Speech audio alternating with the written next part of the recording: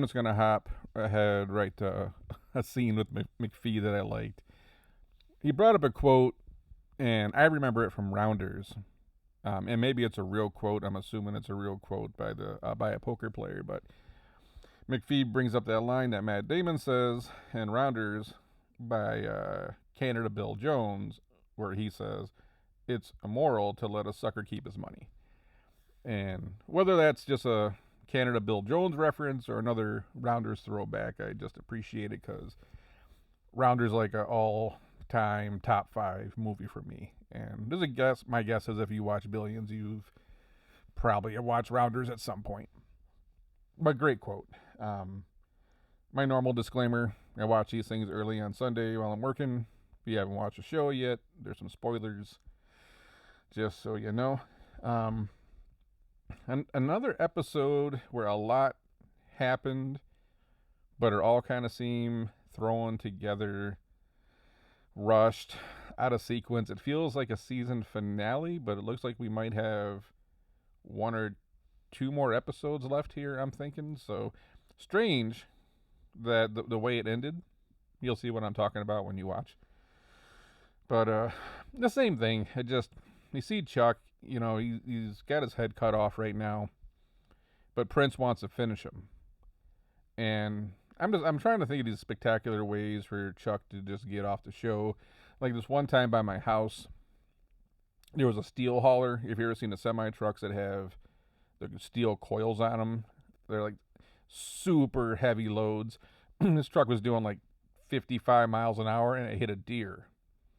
And the truck hit the deer and never stopped. Hit the deer. The deer basically exploded and there was no parts to be found. The deer completely evaporated. Because it was probably like, who knows how many pounds, 100,000 pound truck going 55 miles an hour. Just splat. But there was no like splat. It was just gone. That's got to be Chuck. Can a steel hauler truck just kind of make Chuck go splat? I'm hoping that is what Prince does in the future here, because he's not done with Chuck. He wants to take it a step further. Excuse me.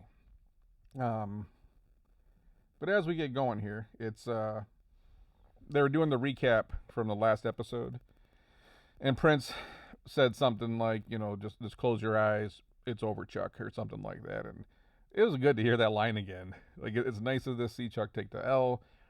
I wish he was just getting off the show, but as you watch this episode, Chuck's digging in like a tick, which is unfortunate for us as fans, unless you love Chuck.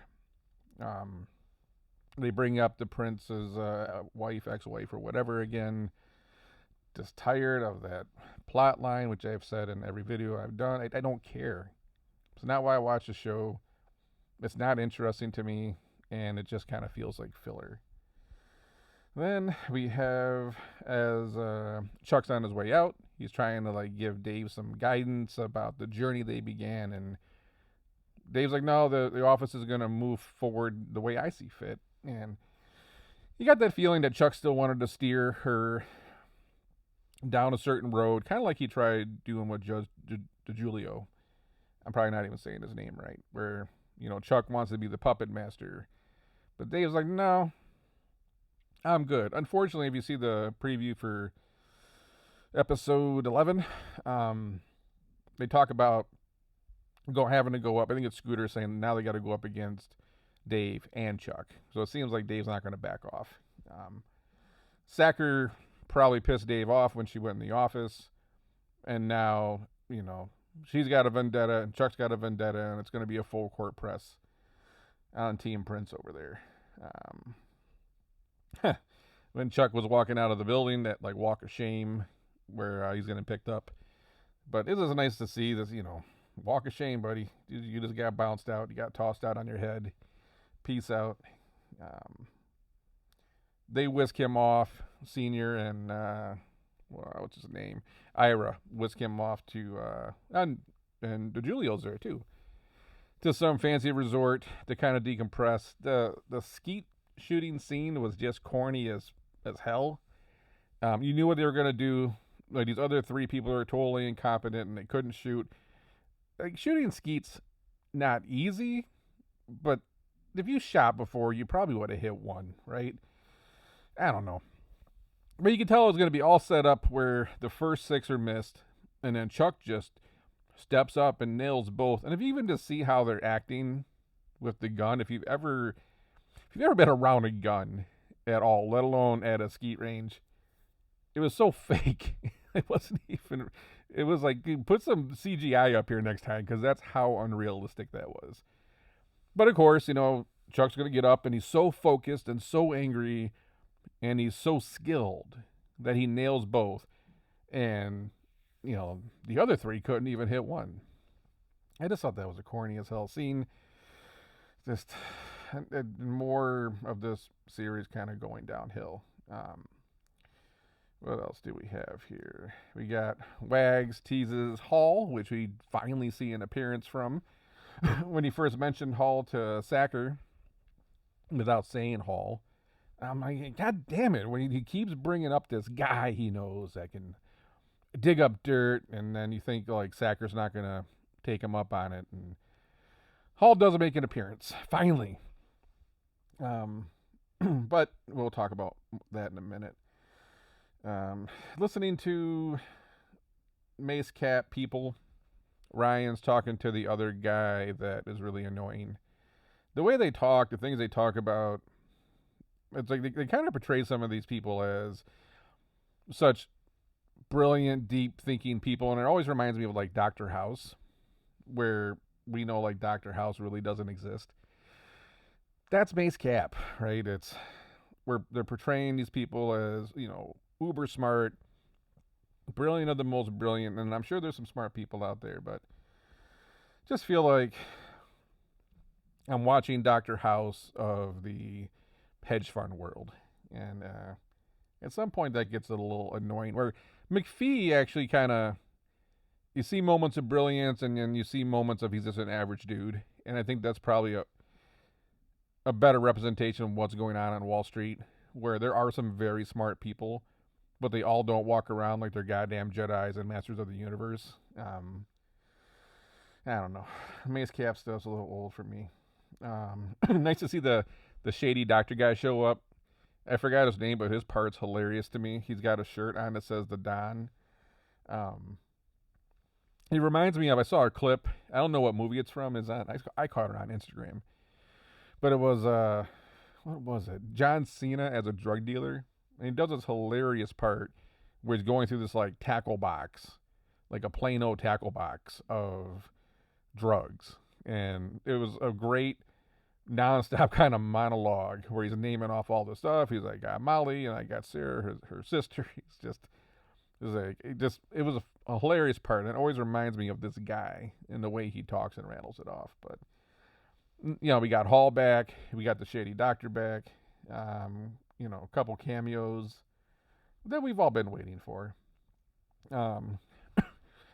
Sacker finds out some stuff about her father, which you knew it wasn't going to be about anything else. It was going to somehow get tied back to him as soon as Hall's going to do some research. And here we go. Like she's, rolling up on her father, mad that, she did something back in the day and he bailed her out. And she's kind of chewing him out because of the fallout it might cause during her election bid. And it didn't sound like that would cost you an election. Like, it didn't seem that bad, what happened. But he's like kind of pissed off the next time you show up, bring some candles and cake, because while she's mad, it's like this guy was the parent that would do anything for you. He was going to bail you out of any situation and make sure that you had every advantage as possible to succeed in life, even when you screwed up. Like, she screwed up and he paid the price for it. It's like, instead of rolling up and getting pissed at him, how about you say thank you? I got like a sense of ungratefulness. I think we all wish we had parents that went to bat for us like that. We've all made some major mistakes and parents kind of left you out in the cold. Her dad stepped up. Don't be mad about it. What else? Prince mentions Dunning-Kruger when talking to Wendy. Man, I tell you what, I feel like the world is now full of Dunning-Kruger people. If you don't know what that is, look it up. There's a Wikipedia, probably explain it to you really easy, but it's the people that think they're like so smart, but they're actually dumb. And I just, we run into these people every day, everywhere you go. They know the answer to everything. They could never possibly be wrong, but they're so dumb they don't actually see how stupid they are. They're so dumb they actually think they're super bright, which is Spiros, right?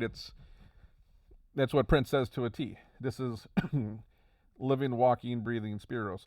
Sorry for the coughing. I had the world's worst sinus cold hit for a week, and it's not going to go away, it seems. What else do we have? The scene with Wendy, the coaching, she seems, her whole thing's just off to me. Part of it's because I'm tired of her, but this scene with Prince, it didn't seem like performance coaching like it was with Bobby or even Wags back in the day. It seemed like a CNN interview. It seemed corny. Her whole character's just off to me right now. So I wasn't feeling that whatsoever. But like when she was asking, why did you want to go watch the, Chuck get decapitated? I think it's pretty simple, right? Like, if you go hunting and you go shoot an animal, do you close your eyes when you pull the trigger?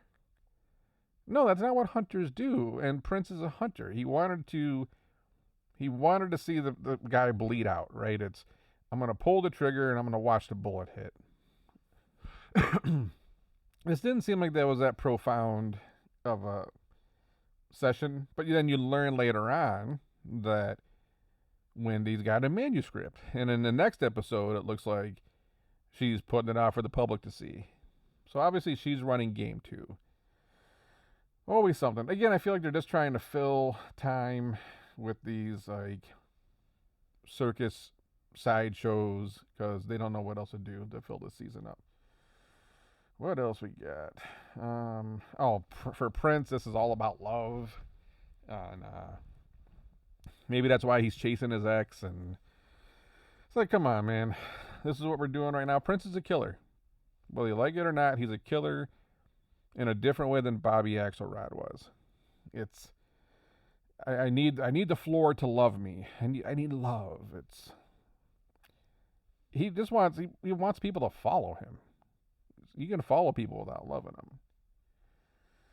What else we got? Oh, Matthew Lillard pops up. Not seen that dude in a minute. One of my old school movies I used to watch a lot, Hackers. When I was growing up, he was serial killer.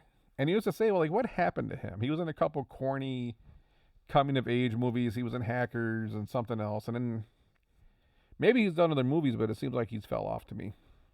Nope, he shows up and he's at his same annoying self. So it's kind of cool to see him. He's actually from Lansing, Michigan. Repping Michigan for us anyways. What else we got here? Oh, they mentioned, I forgot his name, Jeff Coat or something. Kind of miss his character. Like he was that ultra masculine, DB from Texas, but I found his character added some balance to the show sometimes where you feel like the show's going one way and then you bring him like this old school dude, kind of like Chuck Sr. I did enjoy some of his stuff, but they brought him up and I was like, oh man, we need some more of that. Talk about Senior's basically a slumlord. They mentioned that I think season 2 or season 3 or somewhere about the fire. It's like, you can blame it on the property managers, but it sounds like he probably knew about it. So who's to blame there? And then at the end of the day, he got rich being a slumlord and doesn't want to face that fact, it seems. The scene with Lillard, where Chuck faces him and he Googled him or whatever and he looked him up. Who's got time? Like, do you go around every time you run into some asshole and you catch their name that you got to go look them up and find out everything? Who has time for that? And I just think that's Chuck, right? That is Chuck to a T, but it kind of just, It shows you what kind of an insufferable prick he is at the end of the day. Even before he went into the light therapy thing, the way he was just kind of trashing the concept. Who wants to be around Chuck? He seems like one of the most miserable people that would just drag you into the black hole of negativity nonstop.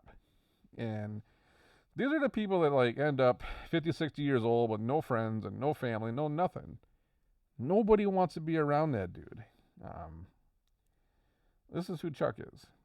Um, okay, so Chuck goes back to the let's set Prince up thing, right? It's he came to see me get slaughtered because he likes the blood sport and he can get dragged back into another one where the odds are not as favorable for him. I was like, gee, Jesus Christ. Like, put us out of our misery because you're going to go try to drag us back into, who knows, a whole other season of Chuck setting a bear trap, and it actually says bear trap on it, and everyone's telling Prince it's a bear trap, but Prince is still going to stick his arm in it, and that's going to be season 7.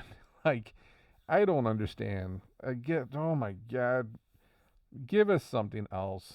I don't even care at this point. I don't know. Have Prince start a nonprofit, and I don't even know. Like, that would be more interesting than another season of Chuck laying a bear trap that everyone jumps into for fun.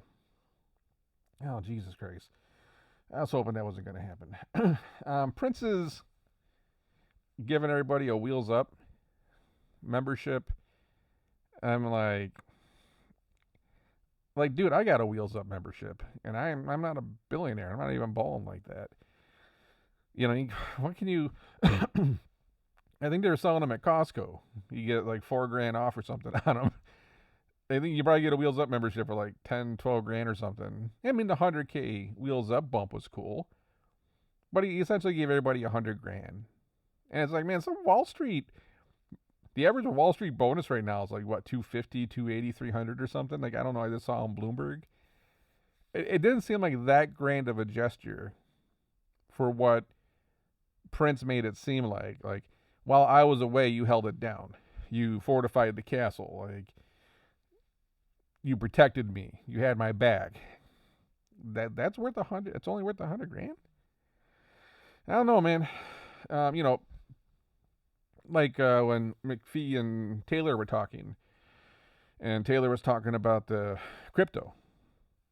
And I think Bobby gave McPhee what, $1 million in cold storage for what he did. So, you know, when you held it down for Axelrod, he gives you $1 million. When you hold it down for Prince, he throws you a Wheels Up membership and 100. So, but you know what was interesting about that conversation with Taylor and McPhee was talking about not letting the crypto own him and getting consumed by it. And we have those people in our lives that they believe that crypto is everything, that NFTs are everything. They're constantly like, that's all they talk about. They're obsessed and they're consumed, and I get it. And I think when you want something bad enough, you put horse blinders on. You get obsessed. But you watch their demeanor, their happiness like rise and fall with crypto prices. And I thought it was cool for McPhee to say, because I think it's kind of a problem we have right now where we get so consumed by stuff like crypto and it gets crushed one day and then you're in a bad mood. So I think that's kind of those people that are like, you know, every social media profile, they're actually pimping what coins they got and just to be consumed like I'm going to get rich overnight. And then I see a thing on Bloomberg this morning saying that half of millennials are living paycheck to paycheck. I'm going to do another episode on that because what's interesting is where I grew up, we didn't have much money. If you listen to my channel, you know my story in that sense. And I didn't know anybody that was working 40 hours that was poor. I knew people that were broke, but I didn't know anyone that was poor. If you manage your money bad, you're going to be broke. It doesn't matter if you're getting $12 an hour, $15 an hour, $20 an hour. I knew doctors that were making $250,000 a year that were living check to check. They spent it as fast as they got it. But when I saw that about the millennials this morning, it's like, well, you're putting your money into cryptos and you're getting stock advice from TikTok and meme stocks, and a lot of that stuff crashed, man. Like a lot of people bought into Bitcoin at probably 50, 55, 60 when it goes backwards. You know, it doesn't mean it's not going to go up, but there was a lot of gambling going on with rent money, with your student loan money, with credit card money. It's just tough, man. We have a hard time deciphering between wants and needs. We think we need that trip every year at spring break. We think we need that new iPhone. We don't understand, like, what we need is to pay rent. What we need to do is pay our bills, and then what's left over is kind of the fun money. If we don't have like 2 vacations a year and a new car lease every 3 years, we're not happy anymore. And I'm going to do another episode on that because I look back on that and it's like, yeah, we're consumed by NFTs and Bitcoin. If everyone's so broke, how you got money for NFTs, right? So anyways, I'll come back to that one. Cool line from McPhee about not letting the crypto own his ass. I think for that party, Prince brought in Questlove. Don't quote me on that. I would have liked to see DJ Premier. If you ever caught some of the stuff he was doing during the pandemic on Instagram or whatever, where he was live streaming some of the old memories, way before this is what I'm talking about. Great mixes, man. That I would have liked to see Premiere up there. We talked about Wendy and her manuscript. We'll see what that brings next episode. Rian dropping Prince something. Did you have Prince rolling on E or something out there? I don't know, but you kind of got the sense that maybe something was going to go down between those two. She throws him something, and at the end you find out that it looks like they probably hooked up. And I mean, you had Taylor, who seems to be the office Mac, who keeps kind of going around trying to date everybody in the office. And it's like, Jesus Christ, man, go on. There's so many other people in New York City, and you're only messing around the office. But Taylor kind of makes a move on Rian. Rian says no, because she's got her eyes on Prince. So what are you going to see in the next episode, too? Is there going to be some fallout because it's Prince and Rian? Taylor's already kind of got a disdain for Prince. Now Rian and Prince. Taylor was interested in Rian. Like, all right, so we're going to see some inter-office love triangle squabble thing go on here. But, you kind of see the Rian and Prince thing coming. Can't be surprised here. I was wondering, like, are you going to see Wendy and Prince? Maybe. We'll see. There's a line in Sopranos, because Tony was always going after his therapist. And I think she said at some point, like, it makes sense why you'd want to sleep with your therapist or something, because you're so close and so intimate. And I just wonder if you're going to see that trickle over into Prince and Wendy as well. That's about it. He saw the thing for the next episode. He kind of saw the part about it's going to be Dave and Chuck versus them, so kind of tag teaming up for more drama. Prince talks, he's talking to Taylor and Philip, saying one of them is going to lead the firm, so you're going to see a battle there, and you've kind of been seeing them battle it back and forth. I just don't know if Taylor survives this one. I think that Prince really wanted Philip, and there's some kind of just battle between Prince and Taylor that I just don't know if I see that last scene, and now you're going to throw the Rian thing in, and Taylor's been making more emotional decisions. They're not acting like they used to. Very calculated, very forward thinking in that sense, and it's like, I just don't know if they survive this one. We might not. If we see Taylor in season 7, I wonder if it's going to be somewhere else. Do they end up at Spartan Ives or back out on their own? We'll see. But I don't know. A couple surprises. Cool line from Canada Bill Jones and McPhee for maybe, referencing Rounders as a throwback, and cameo from Lillard. We got Hall back. Unfortunately, Chuck They try to set Chuck up for this whole episode. Is so focused and so full of vigor to go back after Prince. And once Chuck sets his eyes on it, he's not going to stop. Dude, give me something else for season 7, please. In this season with Chuck getting hit by the steel truck, and I'll be a happy dude. I don't know. And then we got Prince, trying to turn into this killer with a loyal group of soldiers. It's like mafia type. He wants that loyal soldier behind him, and he's that fierce leader that's just going to cut people's heads off on the way. And maybe he's got the team behind him now. What's next? I don't know. It's what's left in season 7 if Chuck still exists. They're going to come up with something because it's renewed for season 7, but if Chuck's still here, unless you're showing some independent thing where he goes and does something else, it just, I don't know. We shall see. Anyways, I'm sure I missed something because I don't really fully pay attention when I'm watching this stuff. If you've seen something else, drop a comment below. Until then, I'm going to catch you on the next one.